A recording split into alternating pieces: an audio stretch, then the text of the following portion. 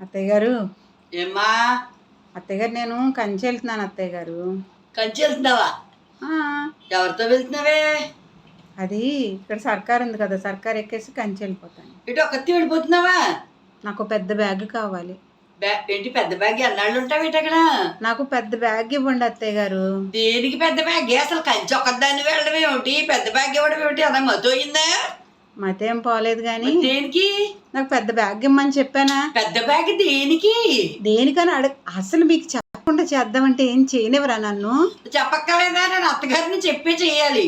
చెప్పు ఏమిటి? చెప్పే చెయ్యాలి, చెప్పిందే చెయ్యాలి, చెప్పి చెయ్యాలి అంటారు. ఏంటో వస్తాం. వాడికి చెప్పేవా కనీసం కంచి వెళ్తున్నానని? మీ నాన్నమ్మ కథల ఛానల్ ఉందా? దానికి కథలు కావాలి కదా. కంచి వెళ్ళి పట్టుకొస్తావా కథలు?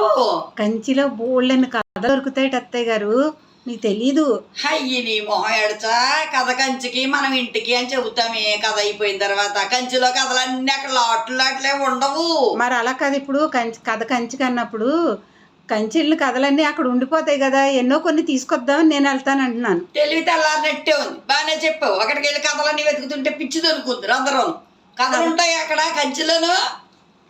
అలా కసురుకుంటారు ఏంటి మీరు నన్ను ఎప్పుడు? అంతే మరి ఏమిటే కథ కంచికి అంటే జీవితం ఎప్పుడు ఎక్కడికి కంచికి చేరుతుంది అని చిన్నపిల్లలు తెలియదు కదా. కథ కంచికి మనం ఇంటికి అంటాం, అంతేగాని కథలన్నీ అక్కడ కూర్చుంటాయని కాదు.